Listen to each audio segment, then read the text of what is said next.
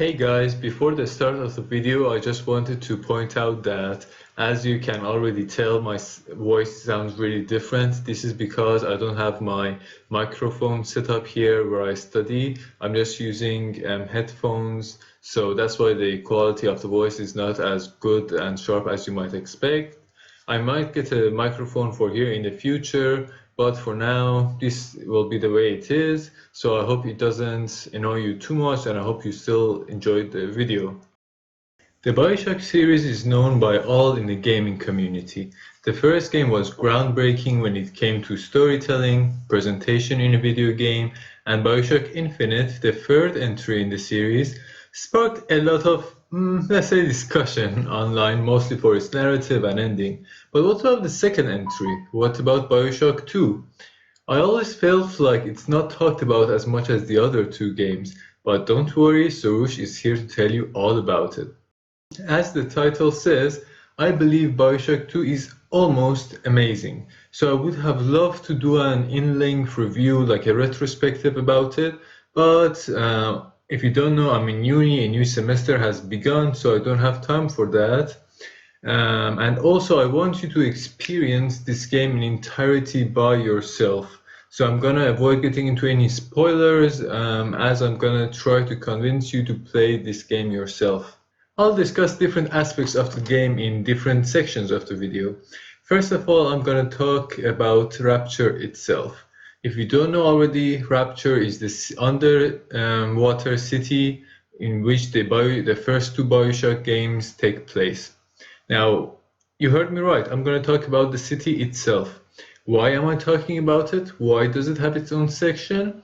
Because it has its own personality. Rapture is one of those places that is instantly recognizable if you show a picture of it to someone. The way Rapture has been realized is flawless. At no point was I ever taken out of the game because something didn't fit or make sense. I was always immersed. While I was playing Bioshock 2, I was in Rapture. The art style, character designs, designs of the buildings, the music, technology, they all fit together like the pieces to a puzzle where the end product is absolutely stunning to look at. Regarding graphics, the remastered edition holds up not too bad. While up close some objects have poor textures, everything else is beautiful to look at because the art style they went with doesn't require everything to be razor sharp and crisp and crystal clear for you to enjoy. Perhaps while the diversity of the locations is not as good as the first game, at no point did I feel like I was going through the same place over and over again, and some locations did stand out in my mind. It's definitely great to be in Rapture again when a lot of games these days try to sell you on their world building simply with larger NPC count, massive buildings with flashing lights, set pieces with explosives. Well, these do help in making a game good, and some games do pull these off. However, this just goes to tell you, size isn't everything. Or at least that's what I keep on telling myself. But moving on. Then we come to the story and narrative of Bioshock 2. In Bioshock 2, you play as a big daddy called Subject Delta, and the sister you are tasked to protect is Eleanor. While protecting her, you are killed by a woman called Sophia Lamb. However, you wake up 10 years later, well after the events of the first game, and now you have to try and rescue Eleanor and find out the reason of her capture. Like I said, I'm not going to get into any details about the story at all because the story is perhaps the best part of Bioshock 2. And like I said, I want you guys to experience it all by yourselves. I will say this though, what makes this story good, what makes it stand out among a lot of games that are being made these days, is that the story makes you think. As you progress in the game, you have different bosses you have to face and objectives you need to accomplish, but at the center of all of it, you are going against an idea. Rapture was built on the vision and ideas of Andrew Ryan, but that doesn't mean his view was absolute and accepted by everyone. Sophia Lamb is one of those people with a vision of her own and different than Andrew Ryan. While she does have a backstory, learning about her idea, why she's fighting for it, and why you are fighting it is something that will pull you into the game even more. While it's not a Christopher Nolan movie which will make you lose sleep while thinking about it, the story and the dialogue will catch your attention and make you think about them. All of this with some surprises towards the end and a satisfying ending make the story absolutely awesome and memorable. There is a morality mechanic as well. It's pretty basic, but it's appreciated. It works. You need Adam to upgrade, which is basically the super juice that has caused the Rapture inhabitants to become disfigured and lose their minds. Adam is gathered by little sisters from dead bodies. Now, in the game, the little sisters are always accompanied by other big daddies. Once you kill them, the little sister will accompany you and collect Adam with you.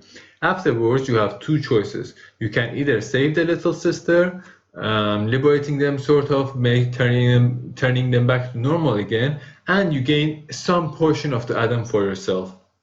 Or you can harvest them, where you gain all the Adam but kill the little sister in the process. Killing them is obviously the morally bad choice, but it will make you stronger. You will also have the option to kill or spare some side characters throughout the game, all of which together will affect the ending you get. One of the very few flaws of the game, though, is its pacing. It's not that the pacing is bad. You may not even notice it, but in my opinion, the first half of the game is a bit too slow in my opinion. After the midpoint of the game, things really start to pick up. After the midpoint was where I was really interested. The first half, I was going along with it, let's say. It was not that interesting. I didn't feel that compelled to play and go on with the game. However, the thing is, you are given a lot of information in that first half that at that moment you cannot figure out what they mean or understand, but by the end of the game, it's like little dots that all connect to each other. You see the bigger picture and realize what the previous stuff that you didn't understand, you realize what they mean. So I guess it's good, but like I said, I wish the first half of the game was a bit more interesting and exciting. In the final section, we have the combat. The combat in this game is not bad by any means. As a matter of fact, it has been improved from the first game, but it's not on the same level as the story or presentation. The basics are that you have a gun in your right hand, a plasmid, superpower, in your left, and gene tonics, nice play of words there, are your passives. Both your gun and plasmids can be upgraded using Adam, and they are followed by visual changes which make them satisfying to look at in addition to using them. Also, unlike the first game, you can use your gun and plasmid simultaneously, which makes combat flow a lot better. It makes it really fun with a lot of chaotic moments and encounters. There are also parts of the game where you have to prepare for waves of enemies or a big sister, the newer and more deadly version of the big daddies. It's always fun when you have to make a plan and see it work beautifully in these sections. Imagine you're fighting an enemy in your front, and then you hear the other enemies die in the traps you've laid down behind you. Mwah, beautiful. You can also interact with the environment. You can hack security cameras or turrets. You can shoot a gas pipe to get flames coming out of it, or you can shoot electricity at a puddle of water to fry anyone standing in it. However, I felt that by the end, the combat boiled down to just spamming all of my guns and plasmids. Literally, I would go through each gun, use every type of bullet, and then use the next gun. So in this way, none of the guns actually feel special or useful in their own unique and specific way. In the slower sections of the game, when you're just going through the level and there are not too many enemies, perhaps you can try to choose different guns, and perhaps some guns will feel more useful and to your liking. For example, there is a harpoon gun. A single shot to the head, instantly dead. Or you can try to use the shotgun in the game for going up close and personal. Or you can try to use the rocket launcher when you have a bigger group of people standing close to each other. But when things become chaotic, when you have enemies coming at you from every side, or you're going against one of the other big daddies or big sisters, like I said, you just end up going through all of your guns.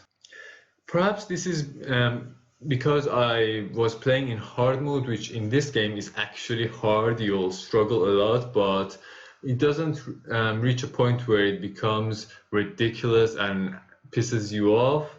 But like I said, at least in the hard difficulty, because you keep on just spamming everything, the guns don't feel special in any way. I just use them whenever they were available. Maybe in the lower difficulties you can experiment more and have more fun, but even then, I don't think the combat in Bioshock 2 will be the part you'll remember. There will be memorable moments, but it's definitely, let's say, the weakest aspect of the game. There is so much more I can talk about, a lot more details can be said regarding each section, but I'm gonna have to stop here. I hope I've convinced you to play Bioshock 2. I love this game and I always try to share the things that I love so that perhaps other people can enjoy them as well.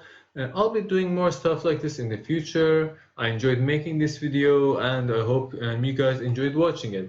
Take care and I'll see you in the next video.